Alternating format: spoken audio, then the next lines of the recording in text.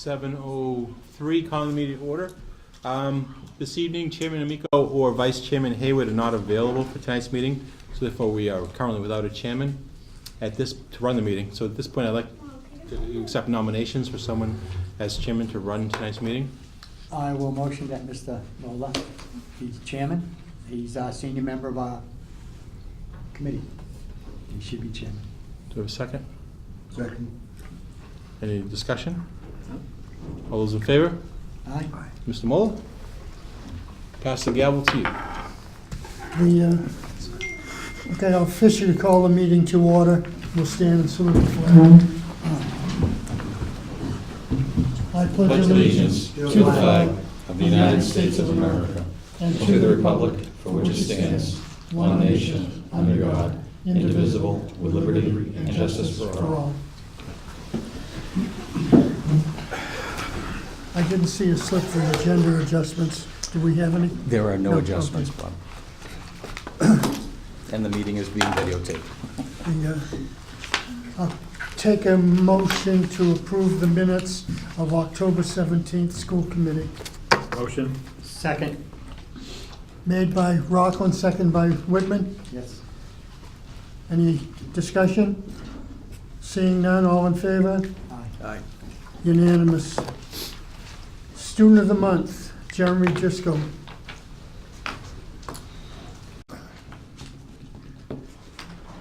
And Mrs. Ballmer.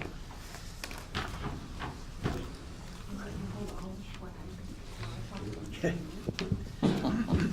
evening, committee. It is my pleasure to introduce you to Mr. Jeremy Driscoll of Rockland. He is a junior in the CIT, or Computer Informations program, and he is our November 2018 Student of the Month. His proud parents and large family, Erica and Dan Driscoll, are here this evening. You will see their family photo in the Friday newsletter that goes home to parents in the school community. I hope you're getting that. If you're not, let me know. Jeremy is very active at SSVT. He is an honor student who serves as a student ambassador, a math team member, a Skills USA competitor, and who represents the student council as a junior class representative and public relations officer. He's also on our wrestling team, and in his free time, he is an MMA fighter. Mr. Filano works closely with Jeremy in his many leadership endeavors and has the following to say about Jeremy. It's a little bit long, but worth hearing. Jeremy is one of the most empathetic students I've met. He is very good at identifying and offering to help fellow students in need. He gives of himself regularly and often comes up with many ways to serve not only his class, but the student body as a whole. Jeremy is extremely dependable. If Jeremy says he will handle something, I do not think of it again because I know it will be done. He represents the best of what I hope all students in the school can achieve, both in terms of work ethic and civic-mindedness. Jeremy is the whole package deal. Jeremy's teachers all speak highly of him, noting his work ethic and willingness to help others. His physics teacher, Mr. Stevens, commented that he helps fellow students understand the concepts we are discussing. His sophomore shop instructor, Mr. Johnson, says Jeremy is kind, inquisitive, and always eager to help, often taking additional responsibilities in class and after school. He's professional and well-spoken. I'm not done yet. Jeremy's very proud math teacher, Pam Walsh, says that Jeremy is one of the brightest math students she's ever taught. In fact, he is so talented that he earned a perfect score on the 2018 Spring Math MCAS. We are all proud to have him here at South Shore Tech and through the spring of 2020, and can't wait to see where his ethic and ability take him and our school. Please join us in celebrating Jeremy Driscoll.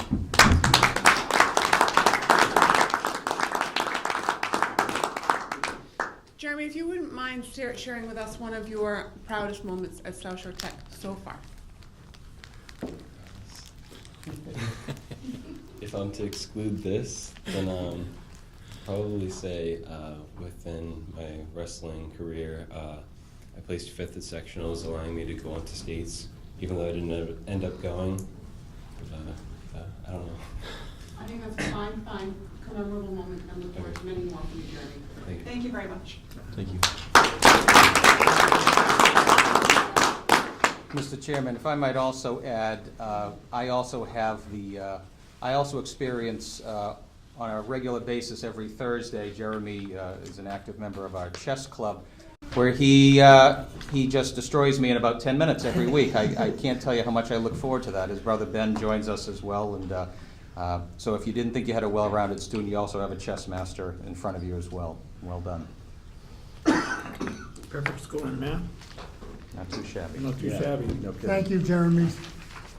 It's a positive for our school, and I'm all for the school, and I'm glad the students are as well. Go forth and promote vocational education in your career. Okay, next on the agenda is public comment. Is there any comments from the public? Seeing none, we'll move to the Student Advisory Council. Cody Campbell.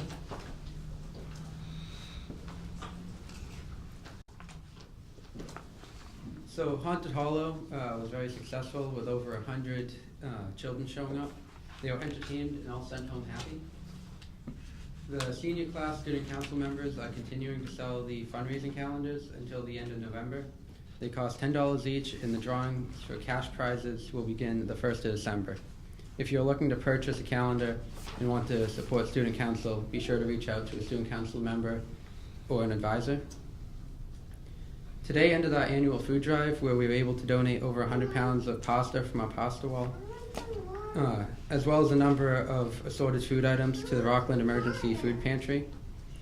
And in December, we begin our annual Toys for Tots drive to help collect toys for children in need.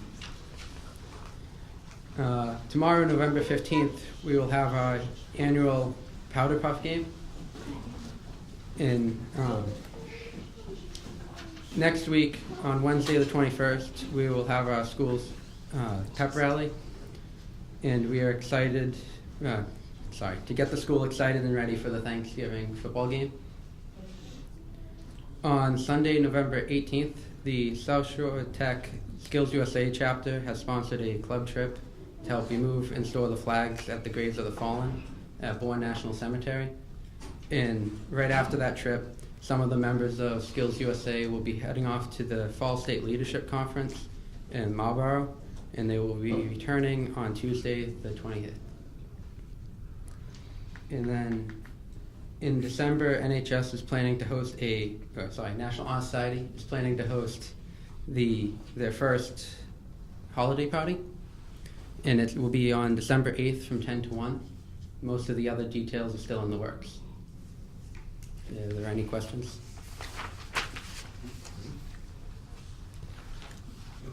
Thank you. Thank you. Thank you. Positive things.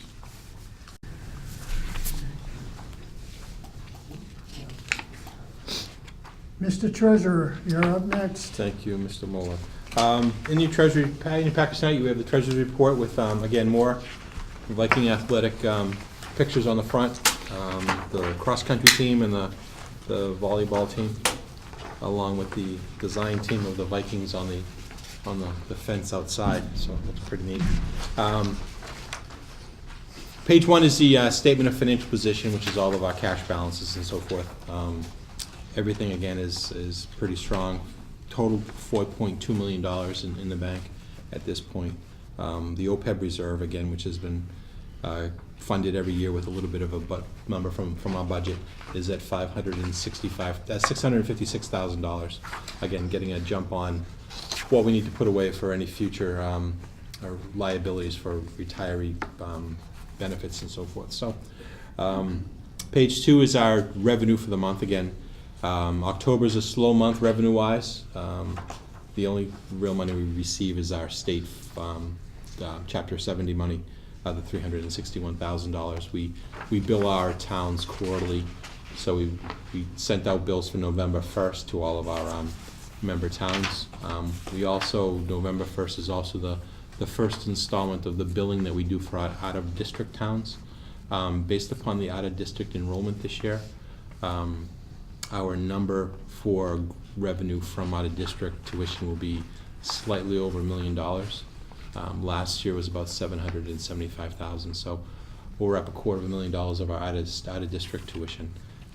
As you are aware through the budget process that we bill the out-of-district towns this year for the students here, and then we use that money to reduce our member towns' assessments next fiscal year in the budget process of FY 2020. So again, that'll help defray any increases for our member towns. So November's numbers will look a lot different because we'll be getting in all of our money from both all of our towns and plus the billing from our out-of-district tuition. And the final page is our expenditures.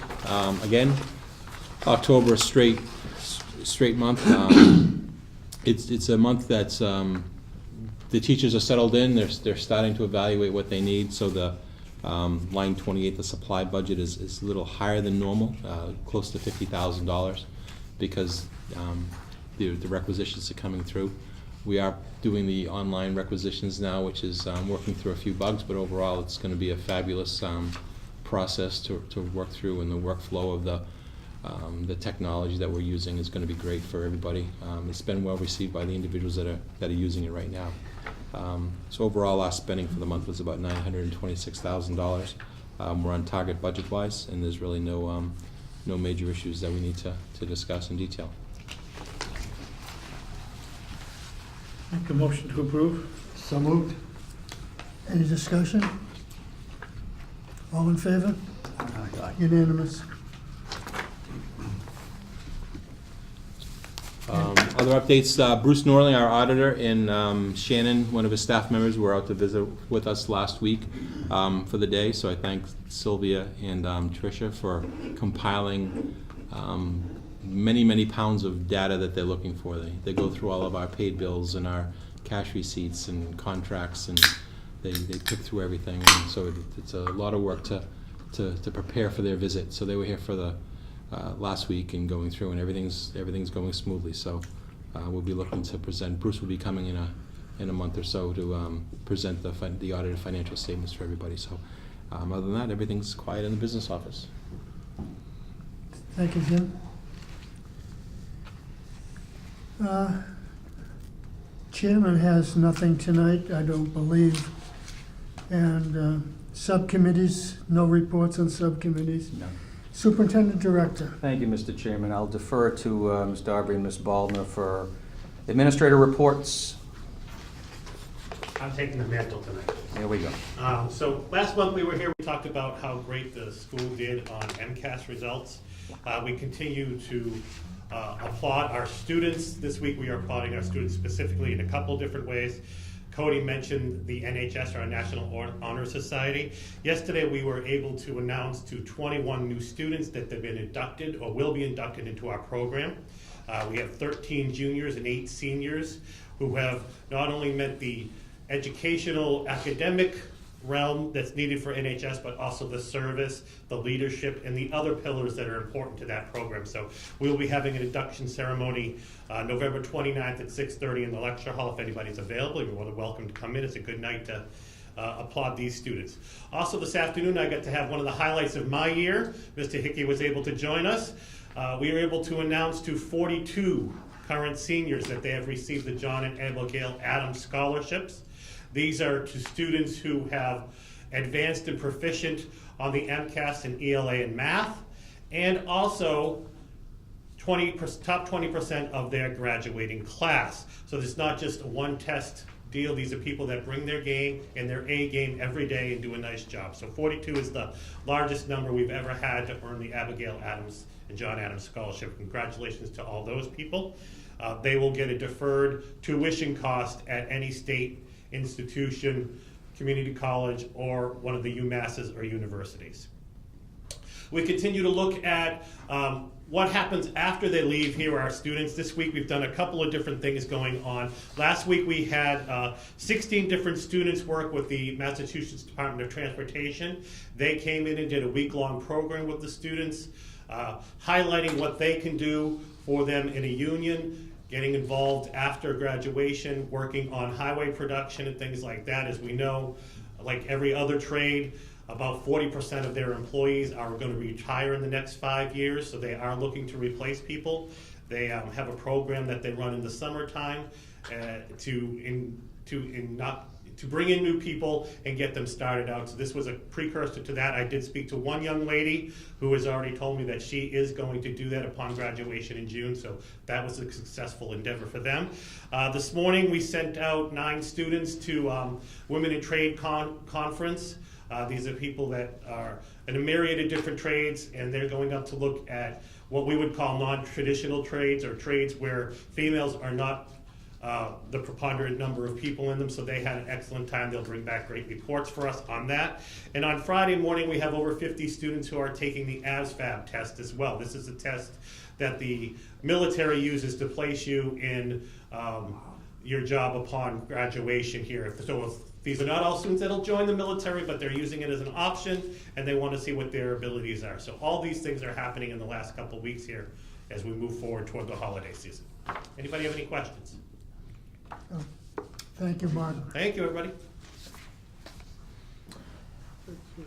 Mr. Chairman, I'll also give a shout out to Cody. Cody was one of the students that was recognized for John and Abigail Adams Scholarship, so congratulations on that, Cody.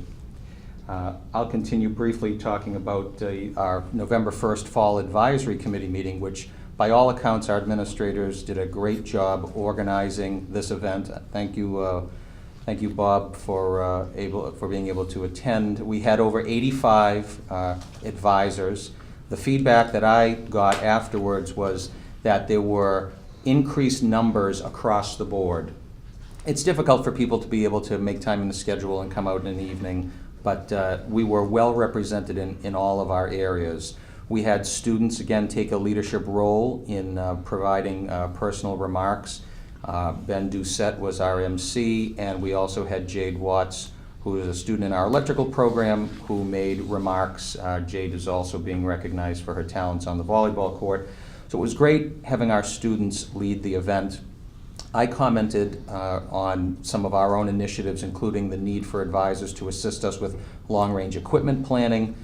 We want to have advisors more involved beyond just advisory dinner meetings. We want to hear about ideas from our industry partners, things that maybe we haven't done before.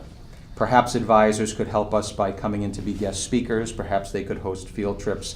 And we want to continue to strengthen and diversify our relationships so that it is something that is a year-round relationship.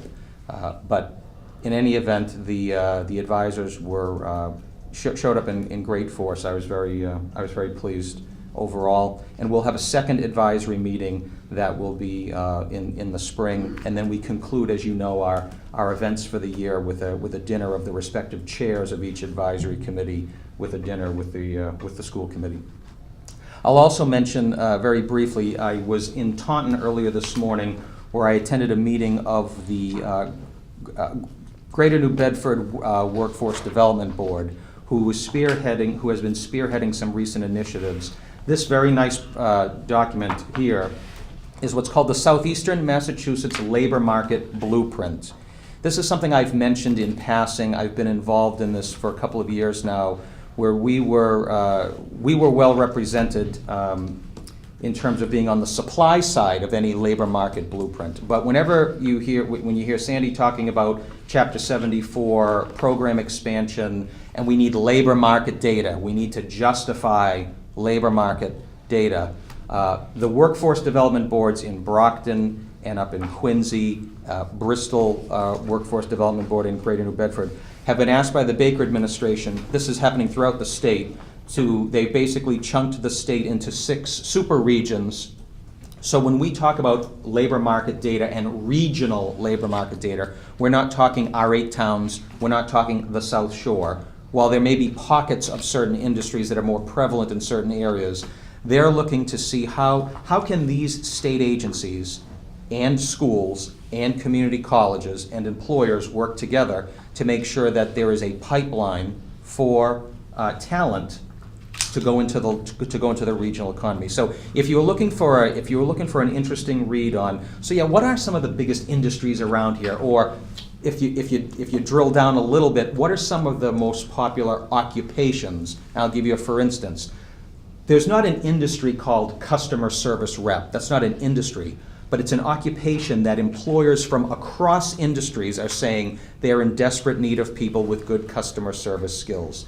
Computer information support positions, again, not necessarily in industry, but you need as many tech people to work in a car dealership as you might in an office building across the board. So this document and the analysis that we've been working on helps to put a more of a face to it. It doesn't, what I take away from it is that a lot of what we do here overlaps with it. And the only area, and I said this at the meeting today, the only industry that they're recognizing in our region that we would not have any immediate play with is the area of insurance and finance. This region includes Quincy, which the workforce directors say that by wrapping in an area so close to the Boston area, that's a whole industry that has drifted, I think for various reasons, has drifted slightly south.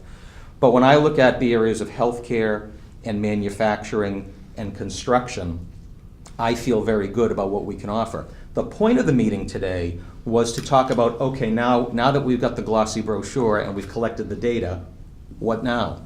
And the next step is for there to be conversations about how schools like ours can be a player on the supply side.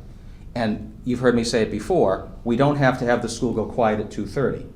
And so right now we're in the process of trying to compete for some grants with our workforce development partners, where we might be able to secure some grant funding that would bring in a revenue stream to help us keep equipment upgraded and offer the place to our members of our immediate community for training.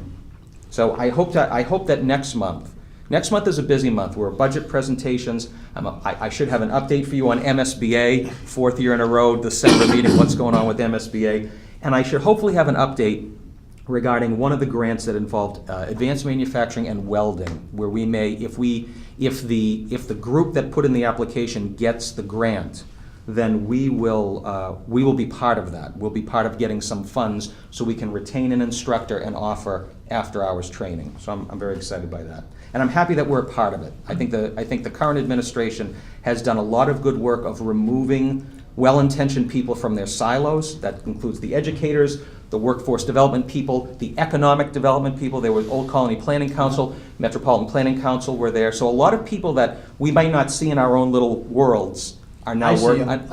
You see them all the time, but are now working together. Yeah. So it was a good morning meeting. Just to echo what Dr. Hickey says here, I was fortunate enough to go to MassHire, did a presentation down at Barnstable Fairgrounds, because I work down the Cape, and all the Cape Tech was there. My small program was there. Upper Cape was there.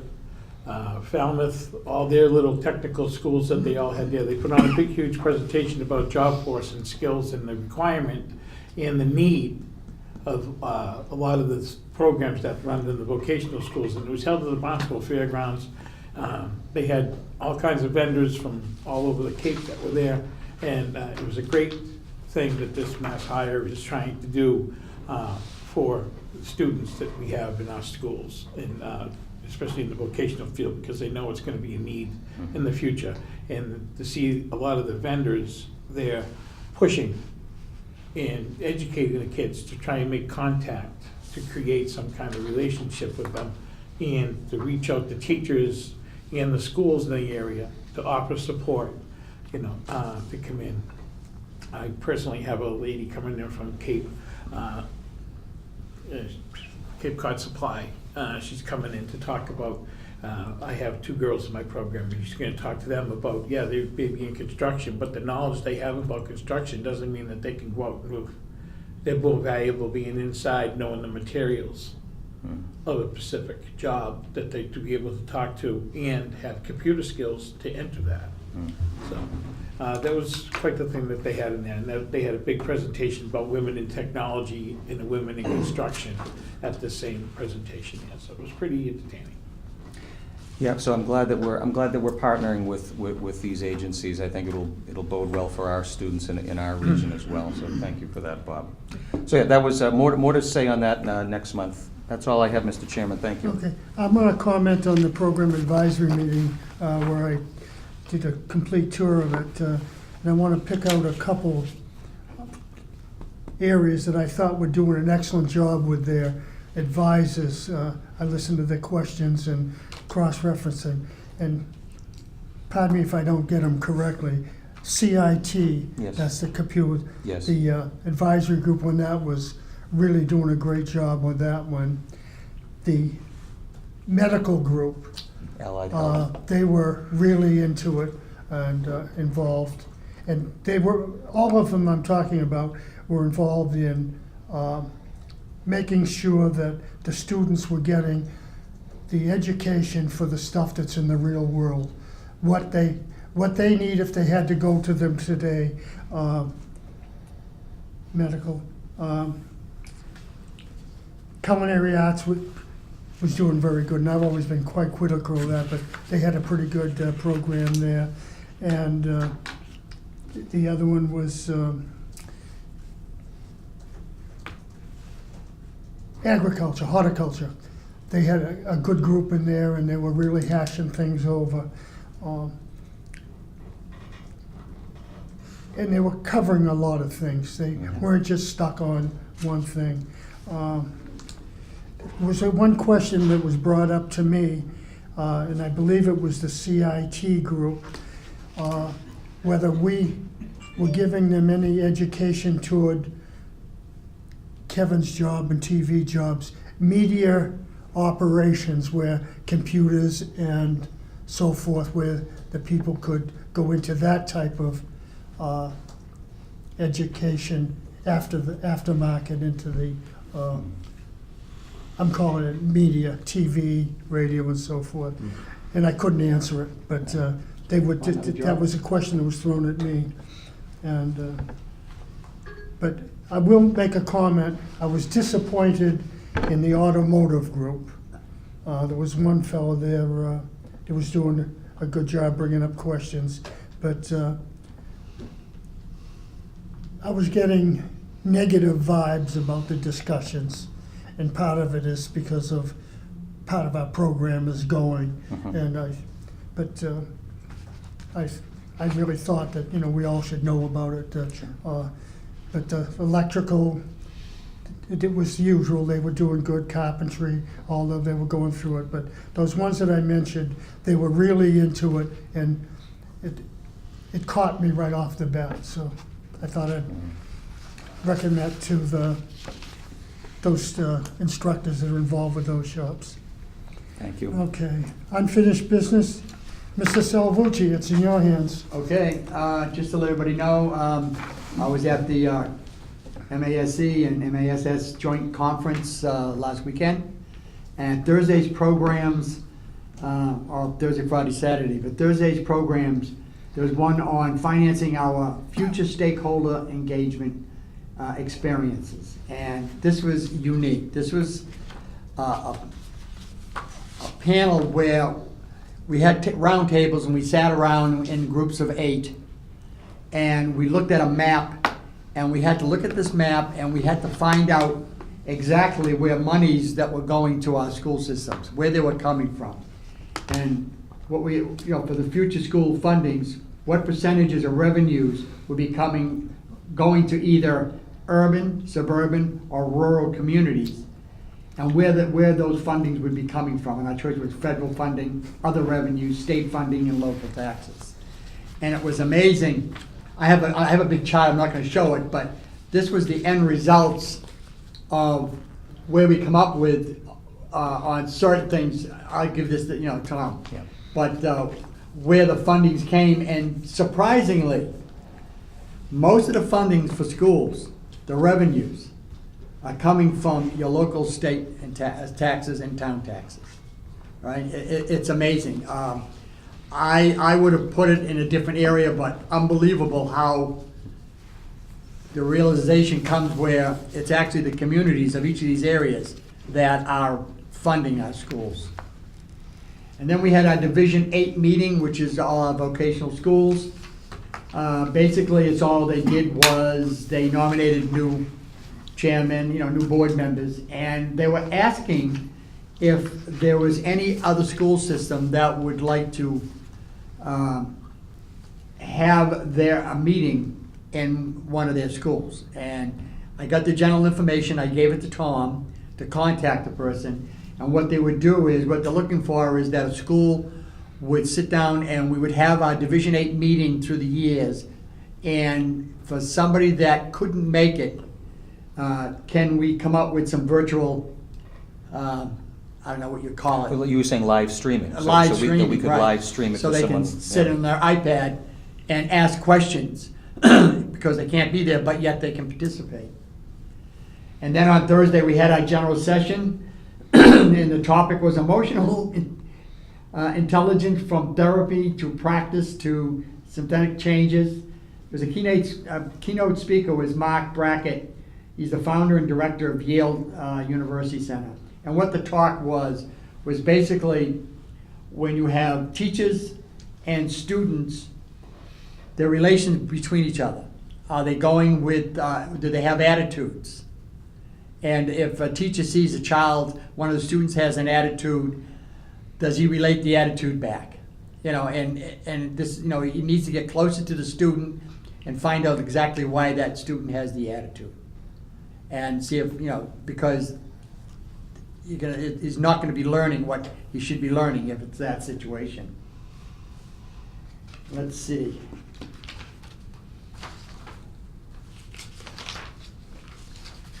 And then I had another one, then we had a general session on career and technical roundtables, what they called it. And there were different schools on what the new ideas they're coming up with. And Sespeet Valley Technical School come up with student emotional needs and a staff that deals and supports their emotional needs. I think we have something, you know, we have basically that. And every year that I go, there's one class that gets to me. And what it was, let me get it down here, was Bristol County Agricultural High School. 240 acres farming. And what they come up with is, they come up with the idea of purchasing drones through either grants or funding from school. And there's drones this big, there's drones this big, depending on what they need it for. And what they're doing is they're teaching the kids, they're getting their license to operate these drones. And then what you do is after a student has learned to use a tractor, and now he's out plowing the cornfields, the teacher doesn't have to stand there and watch him plow the cornfields. He can be back in a classroom or teaching other students while he is watching this kid plow the cornfields on his computer, on a camera. It's amazing. And if he misses a line or something like that, he can radio him and say, you gotta go back over it again. It's just amazing. And what they're doing is they're using these drones in all areas in Norfolk Aggie, as far as like, they're helping farmers. If a farmer has all this land and doesn't know what kind of crops to be on the land, they send a drone up and he's able to look at all his land and start seeing where he wants to grow this stuff. As far as engineering, if they're working on a project, they can send a drone up, and the drone can look down. Instead of them driving around looking at all this, the drone can see the big picture and they're filming it. And he has this recorded, be able to do it. Now when they're talking about this, I'm saying to myself, okay, what does that say for Celcio Votech? Then I'm thinking, someone's got to build those drones. Why not us? We have all computers. We have engineering. We have robotics. I mean, maybe we can start building drones. Maybe that's something we can do. The industry, it's a future trade in the industry that people are going to be looking for. I mean, you're going to have police and fire maybe using it to watch or check out a fire. Any place where they need a helicopter that's very expensive, they'll be using drones. And I'm saying someone's got to build them, someone's got to design them. Why not Celcio Votech? There's something that crossed me. It's just one of those things that I am watching it and I'm saying, oh my God, this is really exciting. Almost like with the class I took when everyone was using computers instead of sending home the packet. A few of us are getting it online, so I don't have to worry about it. And then we had another session on Friday on planning for continued improvement and goals and improvements. This was a talk where they talked to the school committee members and setting goals for both their superintendent and the schools. And the question was, how often do we review those goals? How are they reported to us? And are we reaching them? And another part of that general session on that issue was, how do we get our message out? And this is where cable came in. When I announced that, saying, well, we have a local cable that comes in and videotapes our meetings and makes out discs and sends them to the 8 communities so they know what we're all about. And I explained how we have an open house on Saturdays and where we have hundreds of people coming to look at our school and deciding whether or not their children want to come here. And it's just working tremendously for us. And they like those ideas. And then we had another general session where we had guest speaker Jim Brody. He's a TV and radio host. Jennifer Nasura Esquire, she's a former chair of the Republican Committee. And Andrea Cobrell, who was a former executive secretary of Public Safety. The topic of the session was post-election, what's ahead for the state and the country following Tuesday's election. I will say no more than that because I get aggravated. Jim Brody's a very liberal speaker, and it's all he could do is rag on Trump. And I was tired of it. I didn't open my mouth. And then we had our delegate assembly on Friday, and Just did. we had 9 resolutions and 1 change in the bylaws for MASC.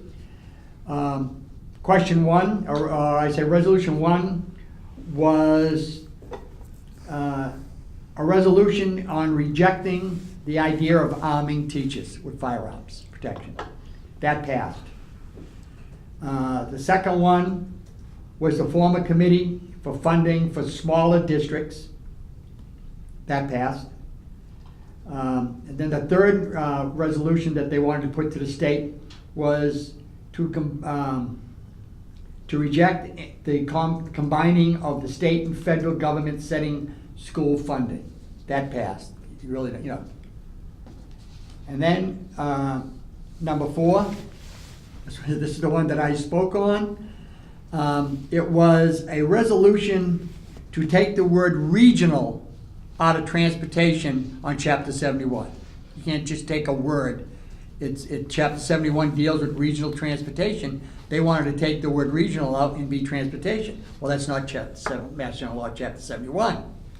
So I said, you can't just take a word out of it, out of a state, state regulation or a state law, and think that you can change it. Then you had 2 or 3 people, and actually, I'm trying to think, a couple of people spoke on it. They said I was absolutely right. So that resolution failed. It went down. And they weren't happy with it, but that's the way it is. Resolution 5 was which passed, and it was asking the state that private charter schools receive state funding, that they should be held the same educational standards as we do. And that passed. That passed? Yeah. So in other words, if you're a charter school or you're a private school and you're getting state funding like we do, that you should be held to the same standards, MCAS, whatever, which makes sense to me, and that passed. Meaning that it's going to go to the state for them to look at it. That's all it's going. Then we'll be looking for funding. Yeah. And then, resolution 6, for the government not to redirect funding for age-appropriate reproductive health education, sex education. They didn't write, that passed. 7 was just a supporting of the passing of question 3 in the state on gender identity. And 8 was this, 8, I voted against it, but whatever. It passed. It was to support sports, school sport waging. I talked against it, I spoke against it, I voted against it, but what they're saying is, we could be paying, our football team could be playing another football team, and we could have waging and bet on it, and it's legal. I thought it was the wrong message to send, but some people are looking for revenue someplace, and this is what they're gonna come from. Boy. Right? Unbelievable. Go to Rhode Island and they can do it now, Dan. Yeah, right. And then number 9 was to amend the state law that allows personal information on special ed students by changing, what it has is 5 days. What they're looking for is 5 business days. So, in other words, you gain Saturday and Sunday. It gives parents time to get a hold of the school and find out what's going on and look at the information. And then the only proposed bylaw change was that the delegate assembly can't be held any sooner than September 20th, nor any later than November 30th. That was it. And the only thing, as I say, I talked to Tom about it, at the end of the session, I was quite upset that they did not have an American flag or a Massachusetts state flag on the stage. I think we should be setting an example like we have here. And if we have it, schools have it, why doesn't the general session have it? You have school committee members, you have teachers, and you have superintendents there. Why aren't they, supporting that? And I was quite upset. She didn't think that they had one there, and I never asked a question that I don't have the answer to, because I already went to the desk and asked them if they have them. Said, absolutely, we have one. Just gotta tell us where you want them. So I told her that. And hopefully they'll listen, and next year I will see it. If I don't, I'll probably say something again. Other than that, that's my report. Thank you. Thank you, Dan. Yeah. Mr. Chairman, I'd like to thank Mr. Jim? Salvucci, Thank you. Yeah. a colleague from Whitman, for going and taking time out of his schedule to go attend this conference every year. Does a great job, thanks. Thank you, Daniel. Okay. New business, future farmers. Want to talk about that, Tom? Yes, Mr. Chairman, thanks. I would ask for your approval of the job description in document 3. This is for the advisor position that we would have as we establish an FFA chapter here at South Shore. May I have a motion? So moved. Second. Whitman, second Rockland. Any discussion? All in favor? Unanimous. Surplus declaration votes. Take them both together. Okay. I motion that we declare Allied Health mannequin, CPU tower, and carpentry Delta drill press as surplus. Second, by whom? I second it. Tom? Seconded Abington. Any discussion? All in favor? Unanimous. And naturally, according to with Mr. Rockland, they'll be offered to anybody that wants them first. We'll make sure all the internal organs are in the mannequin before we ask. And yes, we will. Actually, if we're looking to redecorate in the business office, that mannequin might look good in the corner somewhere. So. Get it to wave. Okay, boy. George, I think you have the warrants tonight. I do. He set himself up for that. I wanted to bring to everyone's attention the warrants for approval. Warrant number 9 is payroll, and that's at $319,264.37. Accounts payable is $166,285.94. Warrant 9A is an accounts payable at $700. Warrant 9B is an accounts payable at $834. And the last two, warrant number 10 in payroll, it would be $933.02, and in accounts payable, that would be $90,302.91. And the last one, warrant 10A, and that's in payroll, and that is $226,333.28. The payroll total comes in at $841,530.67, and accounts payable comes in at $258,122.85. the total warrants come to $1,999,653.52. And so this would be for warrants 9, 9A, 9B, 10, and 10A. Do I have a second? I'll second that. By Whitman. Any discussion? All in favor? Aye. Unanimous? Any requests for action? I'll make one comment on that though, Tom. I think I relayed it through Susan to you about maybe Aggie can clean our right-of-way over here. And Tom, Dan's talking about farmland, we could use that right away. It's quite long for additional growing purposes. Very good. Need a drone. Matter of fact, I We have- noticed a road grader on the Main Street side of it the other day after Oh, yeah? I mentioned it. I hope they're not, We're not that quick, so. no. But I hope they're not trying to cut through on us. Not that I'm Okay. aware of. But it's a thought, Tom. Yep. They can't, anyway, they can't do anything. Yeah.